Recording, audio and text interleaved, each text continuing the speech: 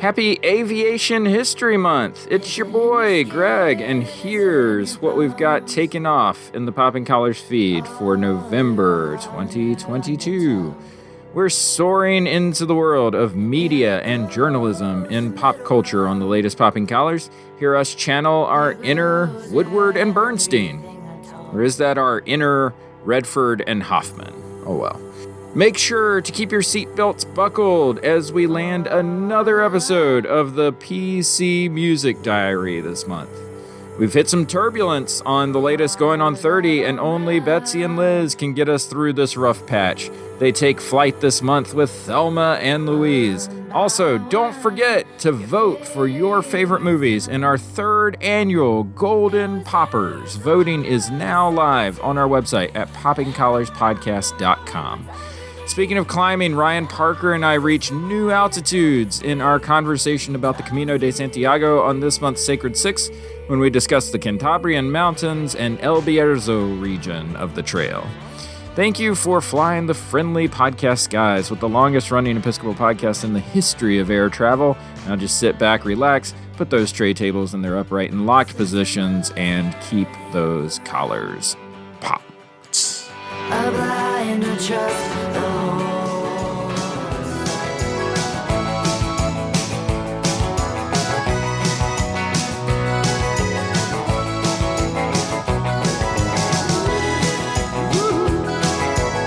Welcome back to the Sacred Six. Sometimes an item in pop culture is just too big for one podcast episode. That's where the show steps in. I'm your host, Greg Knight. With me is my very special guest, Ryan Parker.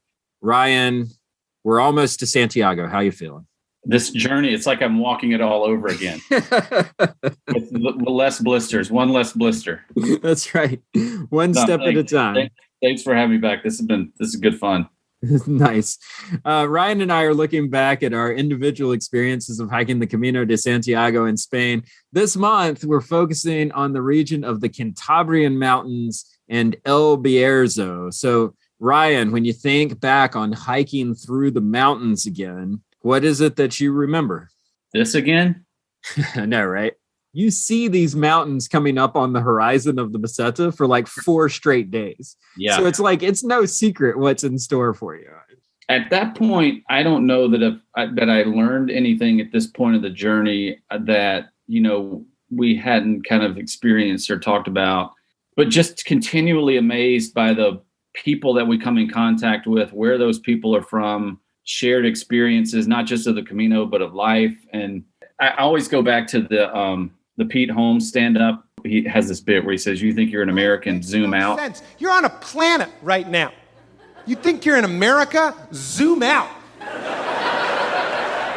You're on a space rock floating in nothingness, infinite nothingness, and the infinite nothingness is expanding. That means endlessness is getting bigger. That makes no sense. You're a human being living on a rock floating through space.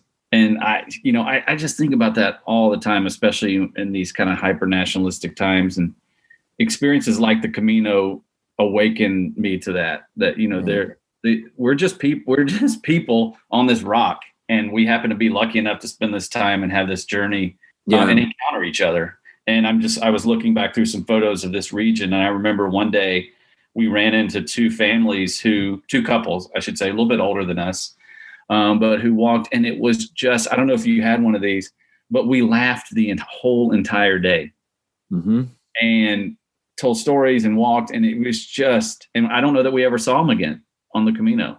Like, I think they were staying a bit longer in that town where we ended up that night or whatever. But it was a great day in that region.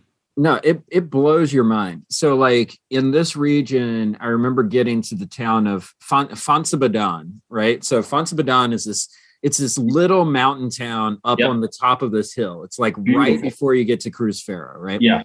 Yes. So just like I talked about last time, my people were always first bar, last beer. So you go to the first bar, there's Tony from Croatia. He's hanging out with Nigel from the UK. There's a girl that just started walking from Leon, who's from Finland. There's a couple that I had started the trail with, who were from Oregon. John and Megan from Oregon. There's my friend Sean from South Korea. It's like everybody is there, and you are connecting with people from around the world who are all in this same place, who are all looking for something just like you're looking for something, and it really does. It like blows your mind that you're sitting there and you're hanging out with people from around the world that you've never met before and never knew that you had anything in common with. And it makes perfect sense that you're just sitting there having a beer, and that eventually you're going to head down and have some pizza at this Italian pizza shop in town. That's like the only Italian pizza in the entire country of Spain. It's just like, it just totally blows your mind.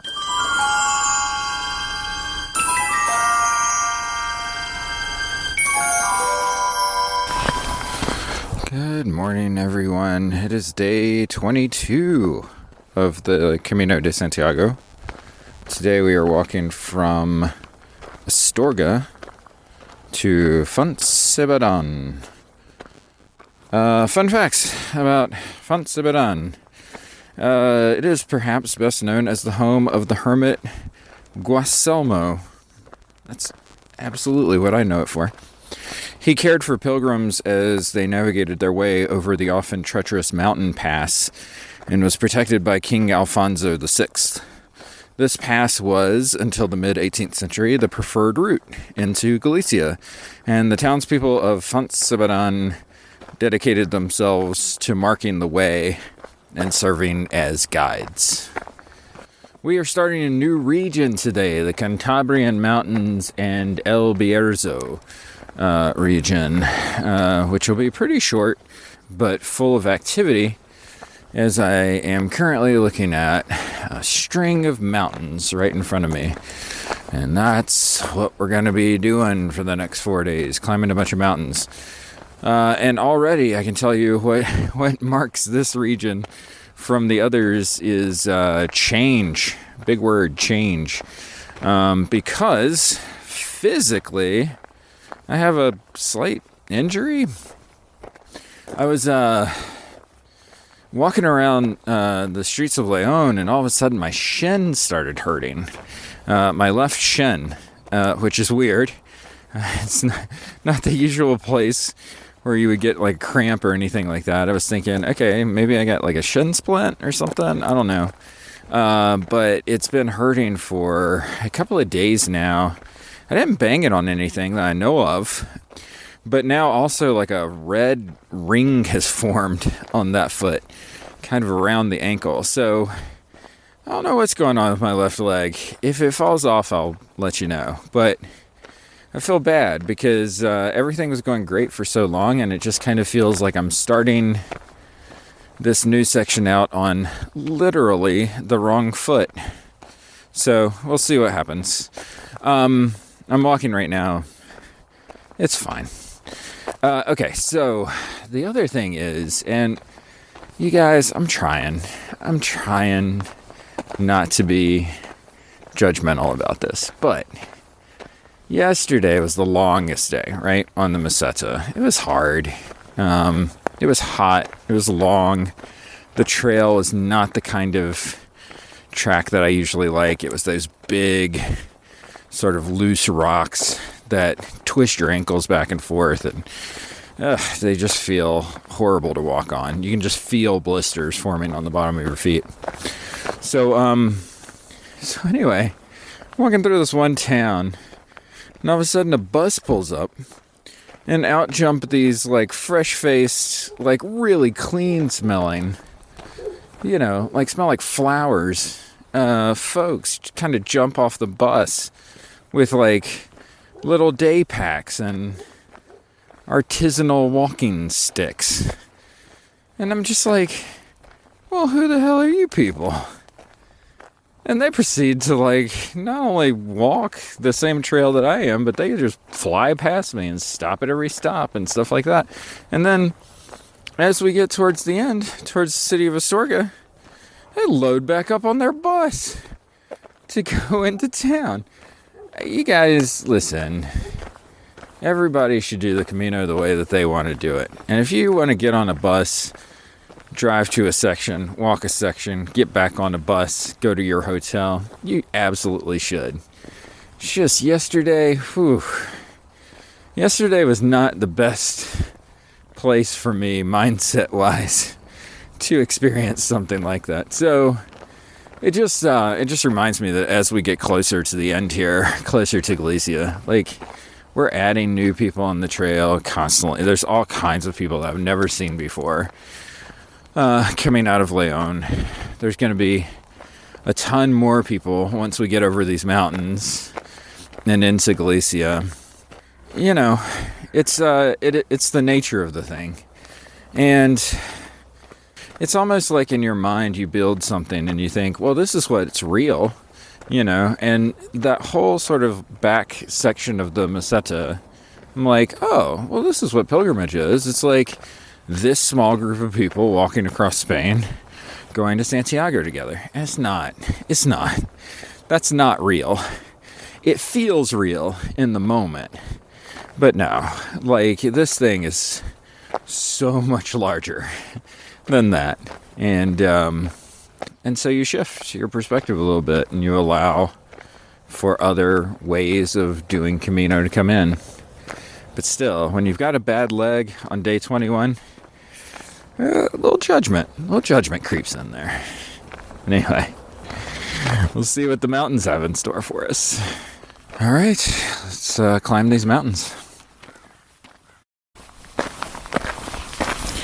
Oh, since I was complaining about the loose rock surface for the trail yesterday, why don't we go over the different types of tracks that you run into on the Camino de Santiago.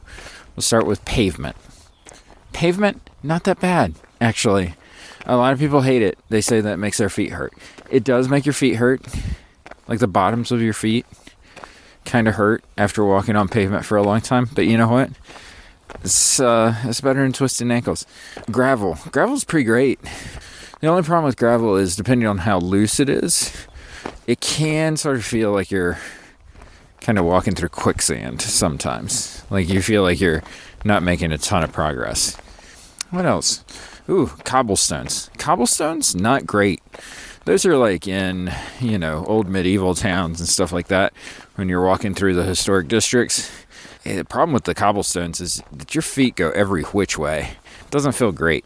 Oh, the natural path, like the sandy kind of path, perfect. Like the ground has like just enough give to it.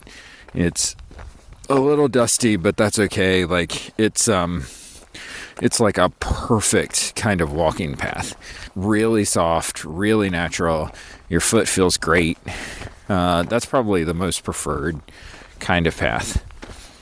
Grass? I don't know. I feel like we walk on grass very limited. I mean, obviously there's a ton of people, so you know, any grass that you walk on is going to get worn down. I mean, there's a little grass like area in Saint Jean that you walk through. It's fine, you know. And then finally, yeah, that loose rock stuff. Holy cow, man. And like Spain is full of it. And it's like this red kind of thing. So it's like red, loose, gravel-ish, sandy kind of stuff. That's what you want to step on.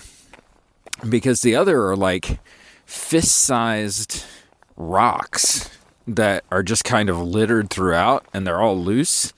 And you step on those, and it's like you twist your ankle, they slide out from under your feet. So you've just got to constantly pay attention to where you're walking. Like you can't look at anything else except the terrain in front of you. And it feels like it takes forever because that little like sandy, gravelly rock stuff that you want to be walking in just kind of like sucks your feet down into the earth. It's just the worst. And unfortunately, we've seen it way too much on this trail, especially yesterday. It was just all over the place yesterday. It is day 23 on the Camino de Santiago. Good morning, everyone. We are walking today from Fontebadan to Ponferrada. Some fun facts about Ponferrada.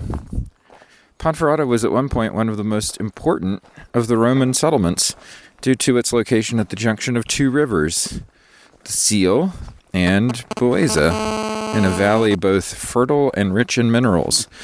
Its name derives from the construction of its original bridge. Built in 1082, it was one of the first to be decorated with iron, and so Pons Ferrata became Ponferrada. The original bridge no longer exists. Boy, like a bummer of an ending there. What's going on? I just left the Cruz Ferro, which is one of the important markers on the Camino Trail. It's this giant iron cross that sits just past Fontebadan at one of the highest points on the Camino. It's one of those markers that exists on the Camino. And what happens, the tradition that happens, is that people bring a rock from home, wherever their home is, and they leave it at the foot of the cross. And so when you get there, there's this giant mound of rocks that are just kind of sitting there. And you add your little rock onto this giant pile. I mean, there's a lot of these things on the trail that are sort of manufactured moments, you know? They're kind of like tradition or expectation, or, you know, it's something that all pilgrims do. And sometimes a lot of those things can feel forced. You know, even in like our normal lives, well, church normal lives, like there are traditions that we have in like Episcopal parishes and stuff like that where, you know, nobody quite knows why we're doing what we're doing. We've just always done it, you know? And there are moments like that on the Camino Trail too. And I think the Cruz Ferro is one of those where it just kind of feels like you're doing something because everyone else told you to. But having had the experience of being there and seeing the sunrise and placing my rock at the foot of the cross, I don't know, it was really moving. And I don't think that I was expecting it to be. I was thinking like I would feel a little detached from the experience, because so much of what's been meaningful to me about this has been stuff that's abnormal, stuff that's not sort of traditional. And so for something that's, you know, kind of a rite of passage to have a ton of meaning, it was special, I think. There's a reason why these things exist. There's a reason why, like, the rituals that we do at the Cruz Ferro or something like that exist. It's because it's had meaning for people for centuries. And I think that sometimes it's, you know, when something's incredibly popular or when a lot of people do things, we can have some hesitancy to like, well, it can't be that great, and hold it at arm's length. But actually, if you just kind of like accept it and let the experience in, it can be beautiful. And so I'm glad I had a beautiful moment this morning. I'm breathing heavy because we're climbing up hills, and pretty soon we're going to be climbing downhill, very steep downhill on the way, which, if you've done the Camino, you know the downhills can be a little worse than the uphills. So we'll see how many blisters we get tonight. Anyway, we'll talk to you later.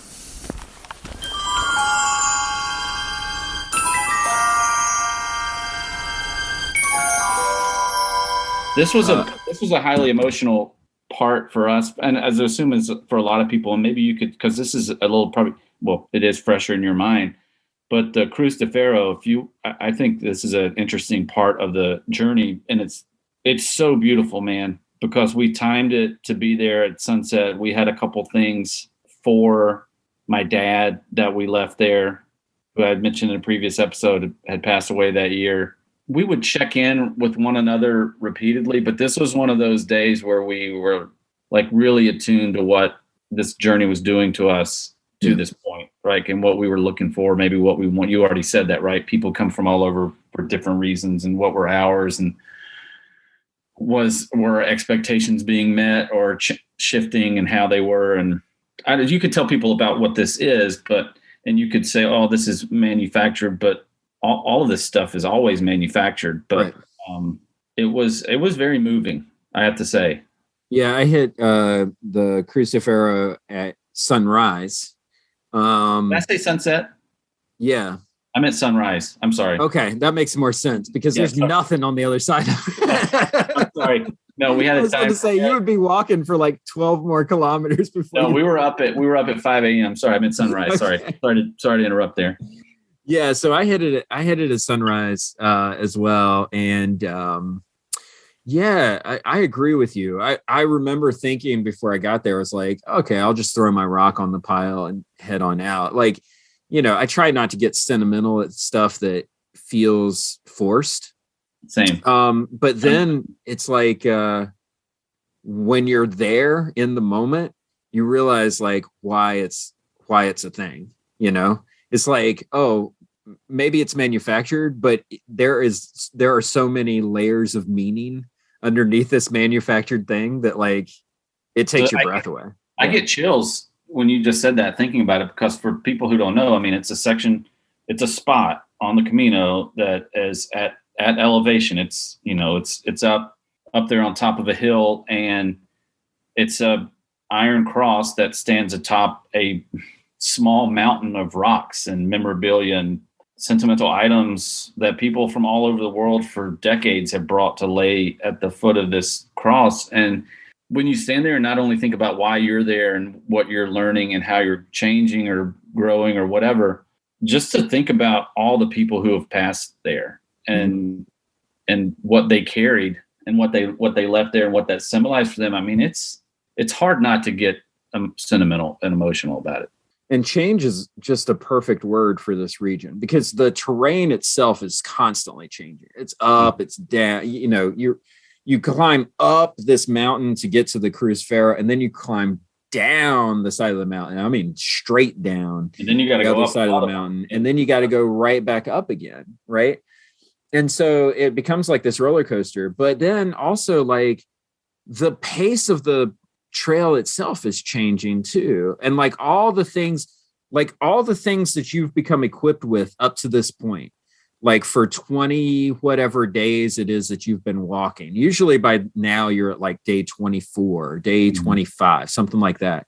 Like all the things that you've been carrying in your pack, those rules of life that you've learned that we talked about way back, they're not true nearly as much as they were like through the Meseta, for instance. Yep. And it's like, and now you're getting into like the space of like, I remember getting to O Sobrero and thinking to myself, like, I can't believe I just climbed that crazy mountain. Like, I can't believe I made it all the way up to the top of this thing.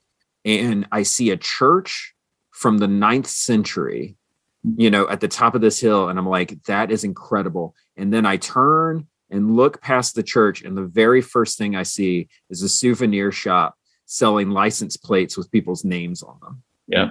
I'm like, oh no. Yeah. Oh no. This is what it's going to be from here on out.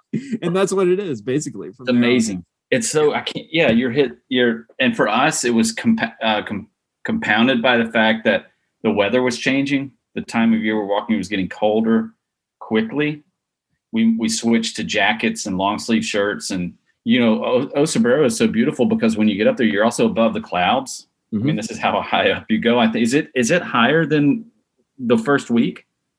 I don't think it is, but just the way that the climate works on it, it makes it feel, because you're basically facing out over a valley. You're facing out over what it is that you walked to get there. Yeah. And so the clouds form on top of that hill and then like lift off of the earth and then go out into that valley. And it's phenomenal to see. Well, when we hit that small town, which is one of the more popular places on the Camino, as you've already said, it's certainly one that is visited by tourists. I would say tourists, not pilgrims, right? This is where you've already said this is where you start to see that. We'll probably talk about that in the last episode, but we didn't stay there on purpose because it was that. But there's part of me that wishes we would have to kind of fly in the face of our own preconceived ideas, because I think we robbed ourselves the opportunity to kind of spend some time in that beautiful space of being so high up and feeling like you were above it all. Yeah, that was an interesting day, because you see that stuff and you're like, we're getting into Disneyland a little bit. Oh yeah. All of a sudden you see t-shirts with arrows on them. What is it? Like, okay, the other crazy thing is like unlicensed gear, right? So it's like Mickey Mouse walking the Camino, or like SpongeBob with a pilgrim hat or something like that. And you're just like, what is going on? Because there is nothing in the first 25 days that would prepare you for anything. Not even, do we have blinders on? I mean, it didn't feel like it was even that bad in the big cities that we've talked about already. No, Burgos, Leon, no, absolutely not.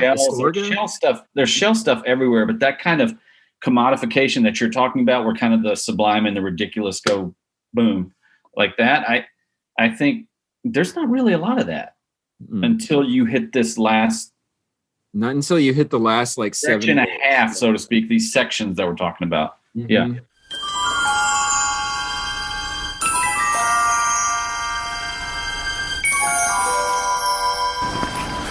Good morning, everyone. It is day 24 on the Camino de Santiago, and we are walking through a city right now. Kinda. We're walking through a park. It's nice. There's a river, trees. We're in Ponferrada. Today, we're walking from Ponferrada to Villafranca del Bierzo. Fun facts about Villafranca del Bierzo. San Francisco de Assisi, St. Francis, as we would know him, passed through 800 years ago and is said to have founded the Iglesia de San Francisco.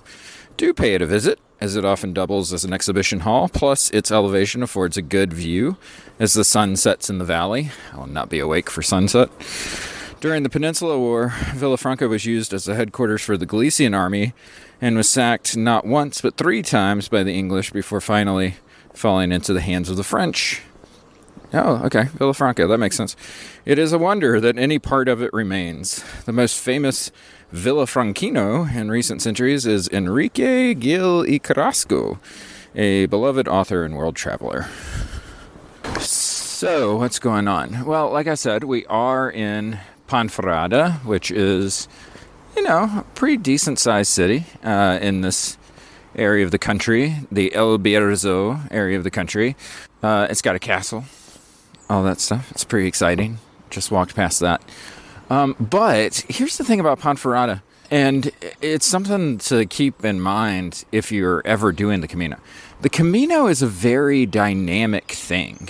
That means that the route that you're walking is not fixed, and you should never assume that it is. There are so many decisions that go into figuring out where to send pilgrims. A lot of times it depends on private landowners, whether or not the landowners want pilgrims on their property. Sometimes it depends on cities. Do cities want to route pilgrims through major landmarks? That's what Ponferrada has done. They've changed the entire route. Like, my GPS map makes no sense based on the signs, because basically Ponferrada is trying to get you to go through all of their major sites in town. So it's this very sort of complicated, windy road that they send you on through the city. Whereas there are some cities that are like, no, we don't want pilgrims. Just have them bypass our town. And you'll just go, whoop, right around. So all that is to say that, like, the Camino is constantly changing. Like, the Ponferrada route it's only been within the last 2 years that this has changed. And it's all based on sort of politics, city politics, local politics. What is it that people want? There are some Caminos, like the Camino Inglés, that has been totally redesigned based on what it is that Galicia wants for that pilgrimage. That's something that has been interesting to see over the course of walking in Spain, is just kind of how politics are at play. You get kind of like the street level of how politics play out. And the thumbnail version of this is this. When we started in France, right? I don't know that they identify super well with the Camino. I mean, they do have an office dedicated to it. I don't know. Yeah, I guess it is kind of a big deal for Saint Jean. But for the surrounding farmers in sort of the Basque region of France, I think pilgrims are more of an annoyance than anything else. Like, they could probably do without them. And so then once you get into the Basque country of Spain, you're talking about the Navarra region of Spain. But like, a lot of people don't identify themselves as Navarran. A lot of people identify themselves as Basque. In fact, like, a lot of people in that area of the country don't even identify themselves as Spanish, right? Like, they see themselves as a totally different country. And then you get to La Rioja. La Rioja is pretty normal. And then you get to Castilla y León. And every sign that you see is basically like, the entire time you're in Castilla, someone has graffitied over the word León. So it's like Castilla Solo, something. Castilla Sola. And then you cross over into León, and the exact opposite has happened. Somebody has graffitied out the word Castilla all over the place. And now, even though we're still in, technically, Castilla y León, we're in what's called the El Bierzo or O Bierzo region of Spain. And now you'll see both Castilla and León crossed out and Bierzo kind of handwritten in. All that is to say that, things are complicated, just like they are back in the States. Like, who identifies with what? And a lot of politics, even though we think globally and think nationally when it comes to elections and stuff like that, a lot of politics play out at the local level. And that's certainly true for the Camino, certainly true for Spain. So just be aware that my Camino experience, where it is that I'm going, may be very different from your Camino experience and where it is that you're going, because it's constantly in flux. It's constantly changing. Okay, just walked through a bunch of towns, a bunch of pharmacies. Pharmacies are great. Not because I have to stop in a bunch of pharmacies, I don't have that many issues. But pharmacies give you the time and the temperature on their little green cross that they have out front. Really good to have, especially during the day where you're like, starting to feel a little toasty. What's going on? But here's what needs to happen. Europe, I've got a message for you. We need to talk about Celsius, okay? Not great. Not a great scale for measuring temperature. Sorry, we've got it all over you in America with the Fahrenheit scale, okay? Here's the deal. Nobody cares what point water freezes, okay? Like, I got it, 0. I got it. You've nailed it. So here's what Fahrenheit does. It gives you degrees of like how hot or cold it is, okay? So 30s, really cold, freezing cold. 40s, cold. 50s, pretty chilly. 60s, you're getting better. 70s, pretty good. 80s, getting warm. 90s, hot. 100s, real hot. You get over here, man, and it's like 10 is freezing. 12 could be freezing. 15 is maybe okay. 20s, those are pretty good. 20 is what you're looking for. When you walk past the pharmacy and you see a 19 or a 20, that's a good time. That's good walking weather. 30's hot. Over 30 is real hot. It's hard to know the degrees in between. Like the difference between 25 and 30 is pretty massive. Europe, I'm sorry, it's been great. You can keep your metric system, you can keep the kilometers and all of that stuff, that's totally fine. Don't mind that. But we gotta switch over to the Fahrenheit scale. You gotta let go of the Celsius. I know you're proud of it. I know you want to keep it. It's not a good way to measure temperature. Sorry. This has been your American PSA for the day. Good morning, everyone. It is day 25 on the Camino de Santiago, and I am currently walking up the side of a mountain in the dark. Don't worry, I've got my headlamp on, but if you hear me trip over some rocks or anything like that, I don't know, maybe call somebody. It is day 25, and we are walking from Villafranca del Bierzo to O Sobrero. Fun facts about O Sobrero. O Sobrero has played an important role throughout the history of the Camino. It was the parish priest, Father Elias Valina San Pedro, who is most responsible for the resurgence of the Camino. It was he that first painted the yellow arrows, and the tales that surrounded him doing so are the stuff of legend. Once, in 1982, he and his white Fiat van parked along a trail in the Pyrenees. It was a time when Basque separatists were trading blows with the Guardia Civil, and when they came upon him, suspicions were aroused.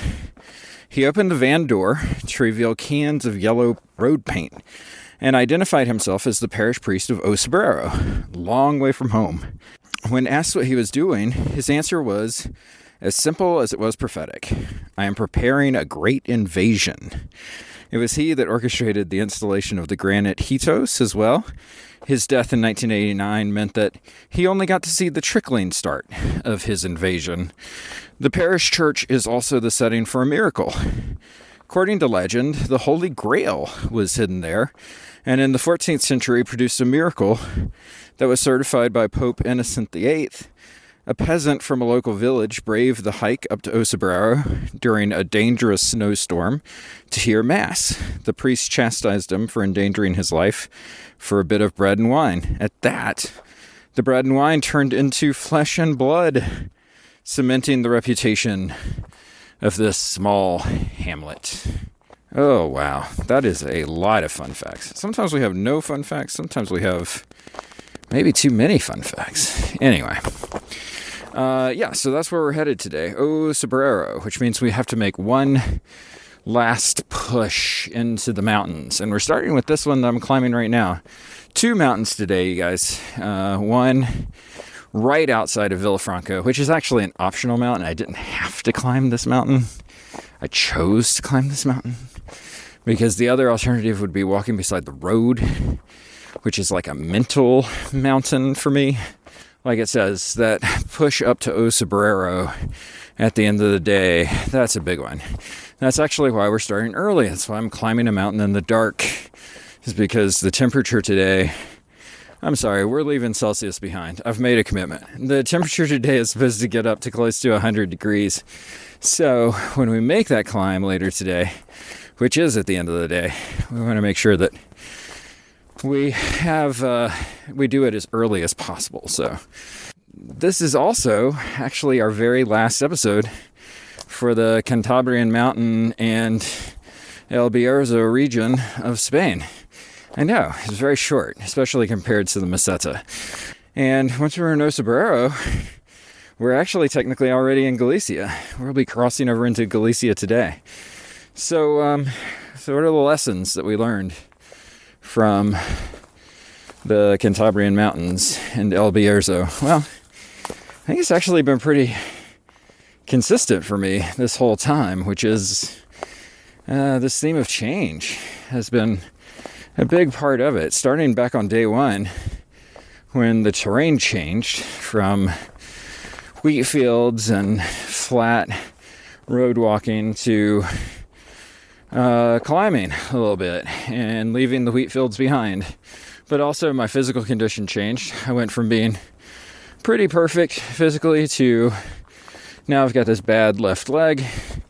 Sort of the change to the culture of the Camino, which is about to change even more pretty soon, which is the addition of walkers that we haven't seen up to this point. New walkers that started in Leon and day trippers that are kind of driving a bus to town, walking for a little bit, getting back on the bus. Yeah, it is what it is. But, you start thinking about change. Things change. Things perpetually move forward. If there's one lesson that I've learned about the Camino, it's rare that you go back. If you go backwards, then you're lost, right? It's really not something that happens. You sort of always go forward. That's just kind of the way that the model for this works. And if you think about it, it's a perfect biblical model, right? Like the pillar of fire moved the Israelites through the Red Sea forward, right? Even though it looked like death, even though it looked like a giant mountain that you'll never get over, presence of God moved them through the wilderness, right? Forward, ever forward, even if they wanted to go back and go back to Egypt. Same thing for Jesus, right? When Peter says, "Oh, no, you can't die." And Jesus' response is, "Get behind me, Satan," right? It's this idea that you have to keep going, because if you don't keep going, then you're stuck, you're lost. Listen, whenever we look backwards in life, whenever we think that what's behind us is better than what's in front of us, that's where we become stuck, like a pillar of salt. And our bodies don't move, and our brains don't think, and we are not able to process all the things that are happening. Change is inevitable. Progress is inevitable.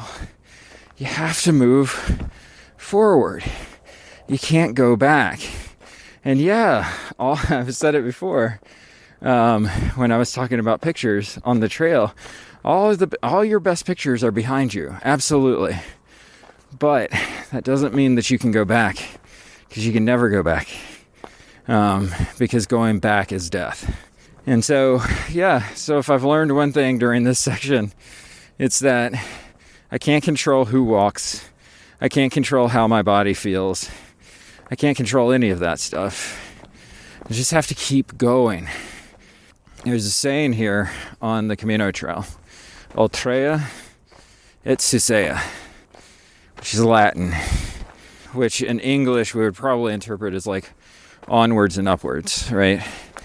But here it has a very specific spiritual meaning, which is that for every step you take forward, you take a step up towards heaven. Ultrea, forward, Susea, upwards. That's it for El Bierzo. Up next, Galicia. We will see you in the green forest region where we press on to Santiago.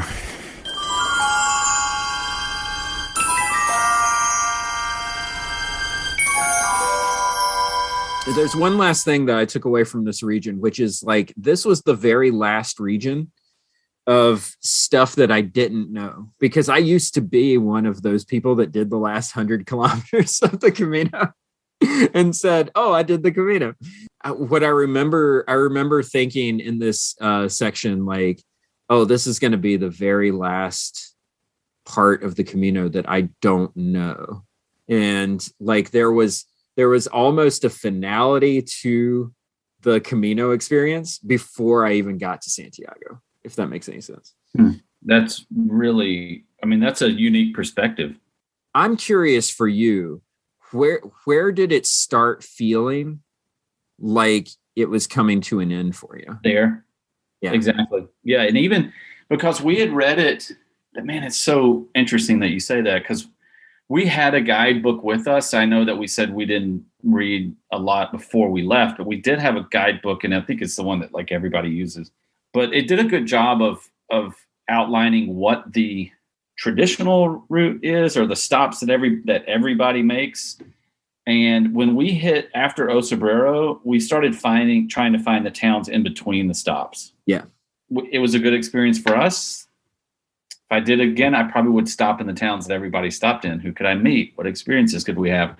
But it did feel like it was becoming a different thing, but also because so many more people are suddenly around you.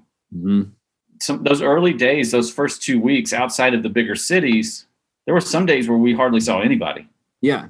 Given the time when we left but then some days you maybe see 30 people and then suddenly there are hundreds of people. Right.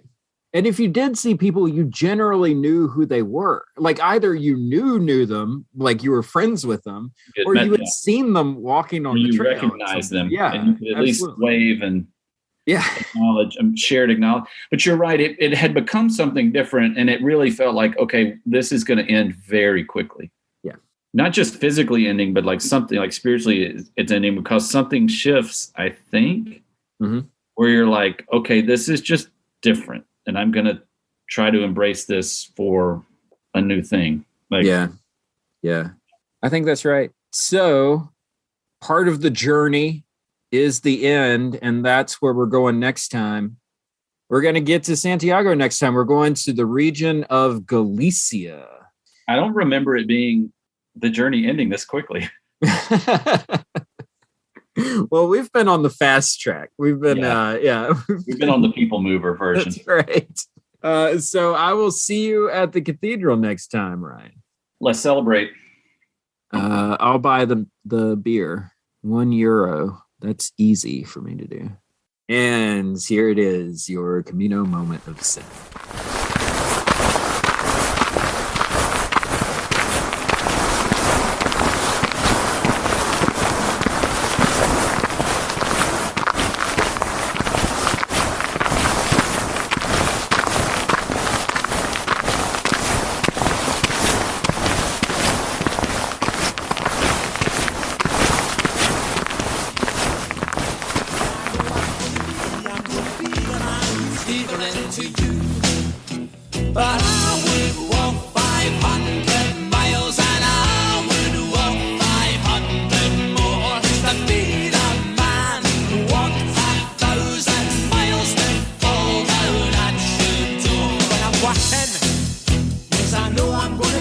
I'm gonna be the man.